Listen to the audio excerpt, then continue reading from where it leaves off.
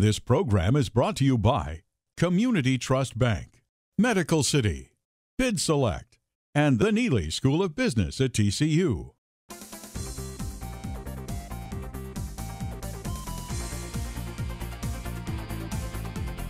Hey, welcome back everybody to Platforms, the life-lifting news program for women. I'm continuing my conversation with Renee Hornbaker. She is the CFO of Shared Technologies. Renee, when we went to break, we were talking about financial literacy as a huge issue for women in this country. And when I interviewed Terry Savage, who's a prominent financial advisor, she seems to think that most women have a real good grasp of financial literacy, but I tend to disagree with her. I just wanted your feeling on that. Well, I think a lot of women don't try to learn more about finances. Either they've got someone that does it for them, and then when they become widowed or divorced, or they're lost. And so I think it's very important for women, even at a young age. My daughter's getting ready for college, for her to become financially literate. Critical. How to balance a checkbook. Nobody uses checkbooks anymore, but how do you control your cash? How do you know what's coming in and going out? And what do you do with it? And it's a very difficult challenge because they don't teach that to you. Yeah, and how do you feel about a mandatory legislation for financial literacy hitting kids when they're in elementary and middle school to introduce them to these basic concepts, so as you know, by the time they graduate from college, they get it? I think that's one of the best things that a math class could do for a person, because most kids never make the connection between math and my life. And I think if you can introduce financial literacy to math concepts very early on, I think it will really stimulate a lot more interest in math and make the connection for people. I wanted to talk to you, going back to your involvement with boards. I know that you're only female on a board here in the Dallas-Fort Worth area. Has that been a detriment, or has it been a real learning experience in terms of your contribution to the board and how you're perceived and so forth? It's not been a problem at all. It's the members, I was recruited to the board, so I had to go through a very thorough process, and they've treated me with respect. I know I have to work hard to prove and maintain that respect.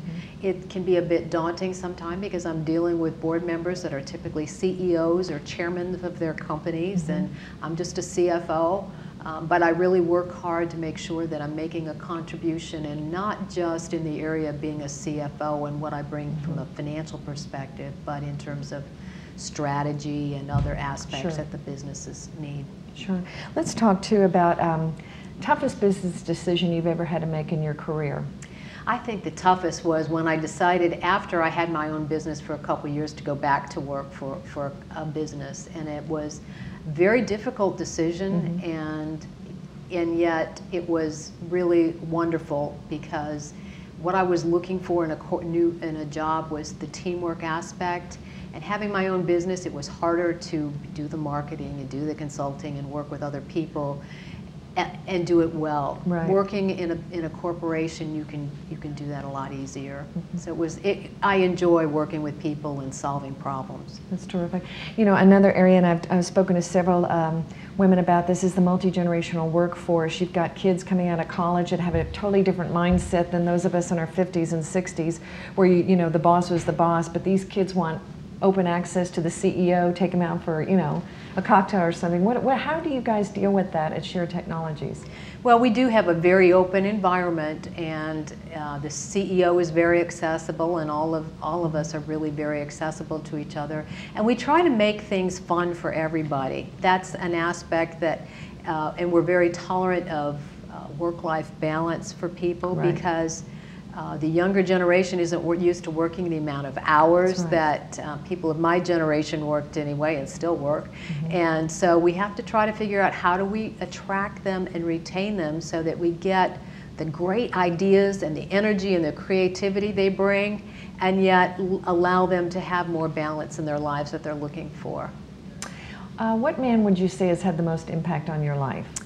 Oh, besides my husband, which I would have to say or he'd kill me, and he is, we've been married for 35 years, and he's just absolutely wonderful. But in terms of my business life, besides the support I've received from my husband, has been one of my bosses about midway through my career, that really mentored me and gave me advice, and to this day, I haven't worked for him for a long time, is a very good dear friend, and I seek advice and counsel from him on a regular basis. That's wonderful. Where do you see yourself professionally, say, in the next 5 to 10 years? Well, that's, it's always a challenge. I'm always opportunistic and for what sounds interesting and exciting, but I think in 5 or 10 years, maybe 10 years, I'll be retired and I'll be looking to serve on more corporate boards and continue to make contributions, but not on a full-time, 100% time basis. In terms of just workforce performance, male or female, what are some absolute do's and don'ts in terms of being successful in the workforce that you've seen kind of impede an employee's progress?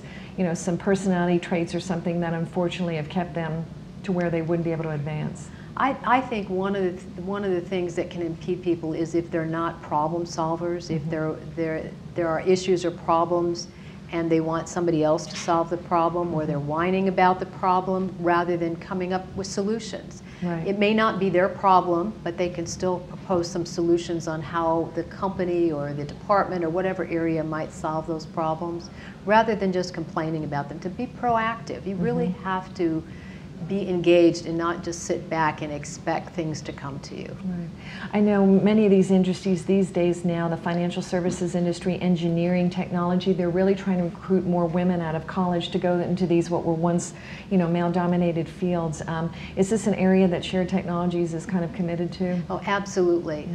We've got a very diverse workforce, and it is something that is very important to us in terms of we have a very diverse group of clients, and so we have to represent the clients that we serve, and so it's very important for us to have diversity. That's super. Renee, what kind of legacy do you want to leave? I know you have a daughter who's going into college and a young son who's first year in high school. What do you want to leave to your kids in terms of how they should succeed? The definition of success, I guess, is what I'm asking.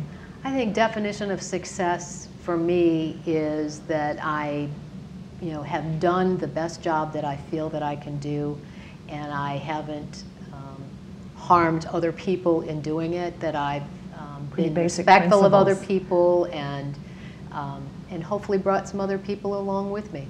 That's super. And I know, just closing out this segment, I know you wanted to be an actress, so if you had an opportunity to go into that field at some point, what industry would you be in? Would you be a singer, actress? What area did definitely actress. Meryl Streep is my idol. There you go. So up-and-coming Meryl Streep.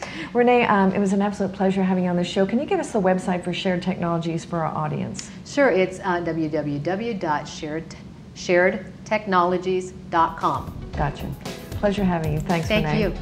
Ladies and gentlemen, this is Shivaun Palmer with Platforms, the life-lifting news program for women. We'll see you next week.